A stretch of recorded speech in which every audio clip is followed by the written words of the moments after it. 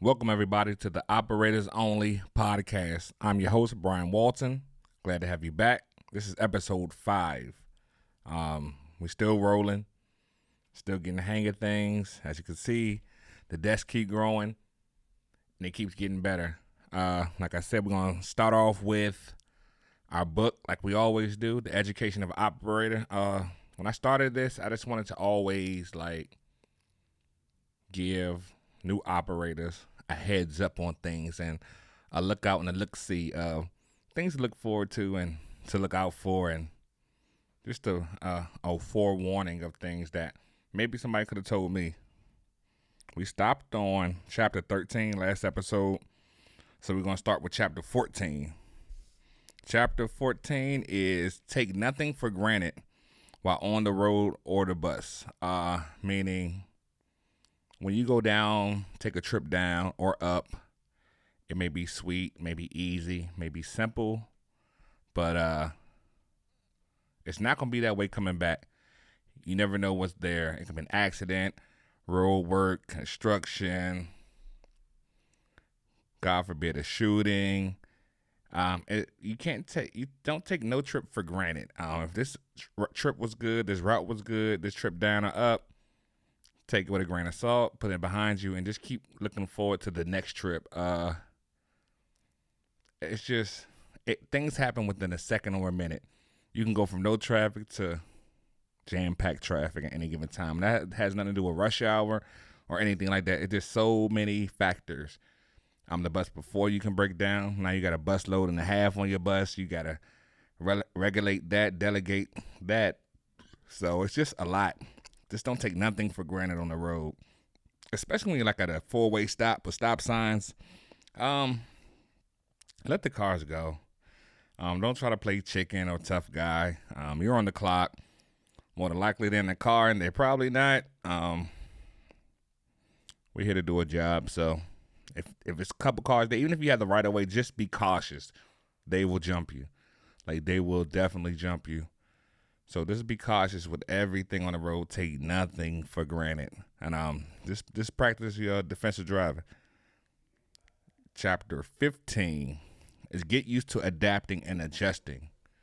That's key with everything, as far as being an operator, as far as with management, as far as with operator relations. Things change on the go. The more time you put in, the more you'll see that things around you are changing. Even with your friends, your coworkers that you get used to, some of them leave, some of them get fired, some of them get promoted. It's just a whole whirlwind of change, constant change in the bus system. And you got to be ready for that, because some of the things take you for a whirlwind. You got PIN codes, PIN numbers. It's just so many simple things that just change over time. People like to say it improves it. Some people don't, but just be willing to adapt and to change like a chameleon in a sense, because it's always changing. Even when you think things are going to stay the same, it's always something getting improved or changing. We think it's getting improved, but it's not being improved. It's just a lot of constant change, and the key to your survival for putting skin in the game, putting years into the companies that you all employed by, is just being willing to adapt. It's going to be a lot, especially with management. It's a lot of things you just have to bite your tongue, do your job, and go home. So just be willing to adapt and to adjust on the fly. It's very vital, very vital. And number 16, mass transit operators.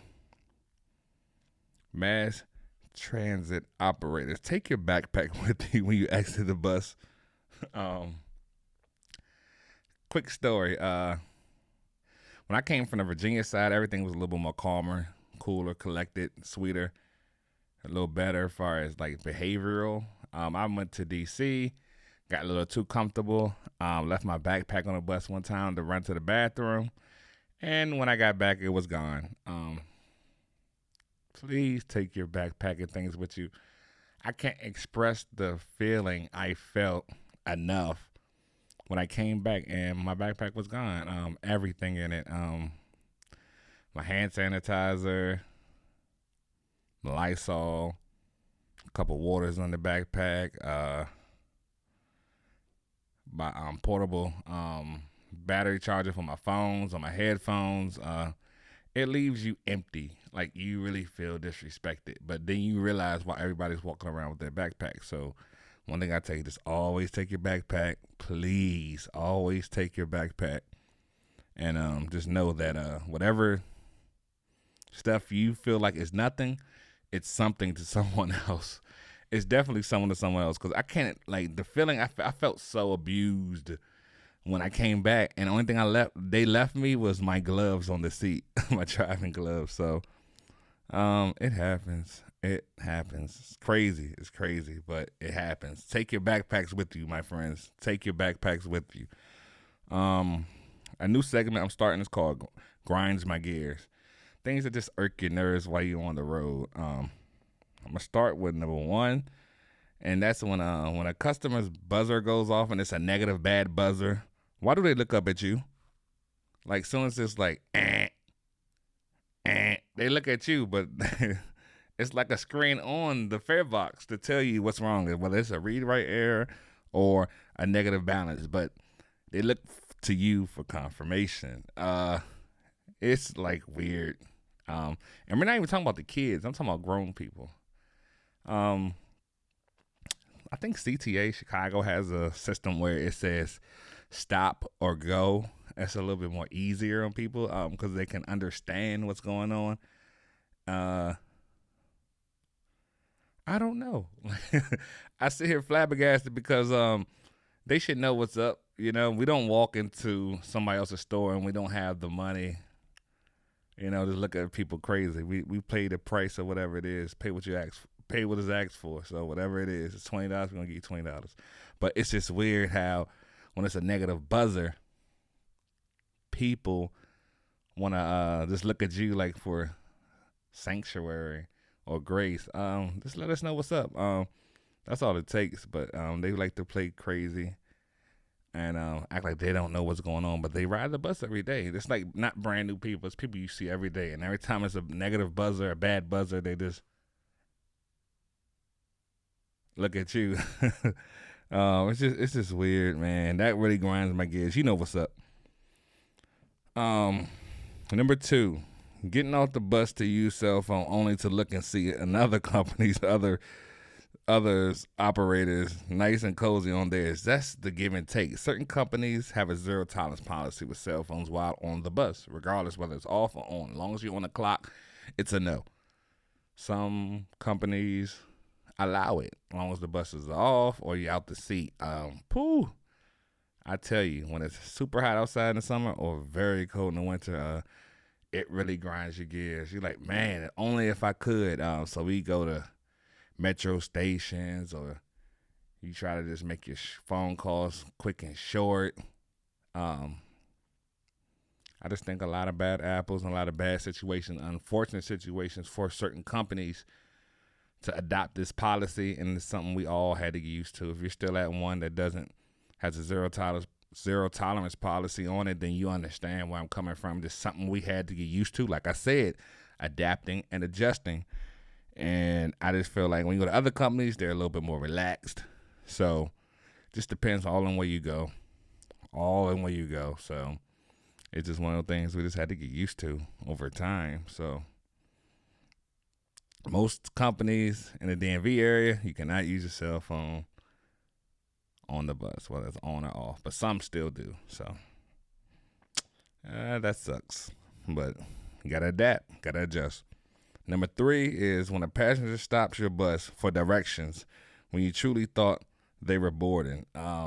They'll break their neck just for instructions, and you're just at a stop ready to pull off to keep your route going, stay on time, whatnot. And they'll just stop you for directions and won't even get on the bus. Or they'll get on the bus and be going the wrong, completely different direction. Then you got to stop again. And things like that. And it's like, yeah, it really gets under your skin. Like, they'll break Western for your bus, and to no avail. Will they get on your bus. And if they do, You already know what's going on.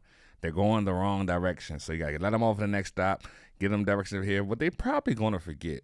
Then they'll ask the next operator going the opposite direction. And hopefully they're going the right direction. And not saying you hate it. It just grinds your gears. It's your job as well. It's in the description to help those trying to get around on public transportation. Just one of those things that grinds your gears. Because you could be thinking one thing and it's a whole nother issue. So that's like I say, you can't take nothing for granted when you're on the road. You can't take nothing for granted. All this stuff just connects to each other some weird way. Next topic is the school kids, preferably the middle and high school kids, are a different breed these days. I'm getting like a gist of them, and it's like more than likely like people say they're worst or than the generations behind them or before them, but I just feel like this generation is just lost. If it's not about them at that current moment, it doesn't matter. Even if you had a conversation when they'll ask you what they're doing or what to do with it, like they're probably gonna tell you, I don't know. They live for the moment. If you're not in their immediate plans or anything, you're non-existent. So you have to get used to that. They just, I don't know. It's a unique grouping of individuals, and they're gonna get on your bus, make noise, cause havoc. Some may present violence, not most, but some. You just gotta let them be. Just know that you're a bus operator. You're nobody's parent. You're probably a parent to one of them, but not all of them. But you'll probably want to ride your bus anyway. So we're not here to play parent. Just try to keep them steady as much as possible. Just know, hey, our job is to get them on the bus safely and get them off the bus safely. And whatever they do after that is what they do. But the kids are growing up fast.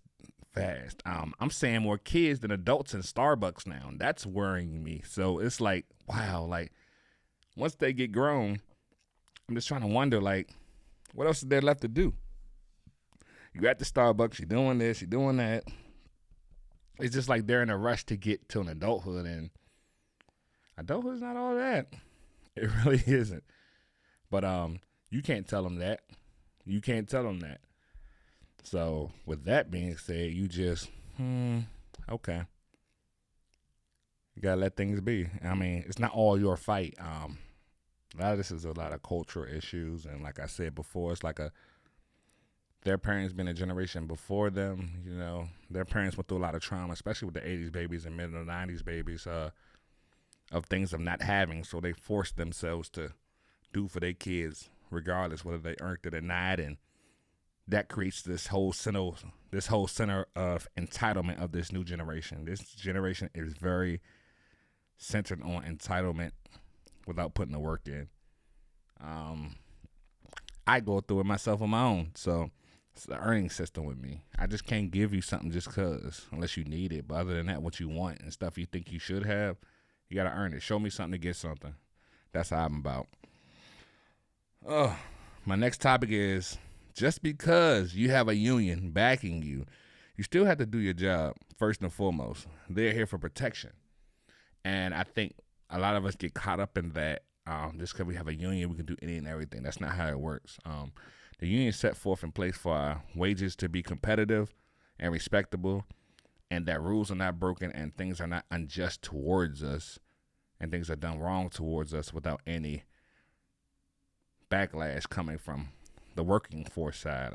We all still sign up to do a job. I feel like if we do our job, we'll be fine, and vice versa. It works hand in hand. We just need the union for protection for our wages and for treatment on the job.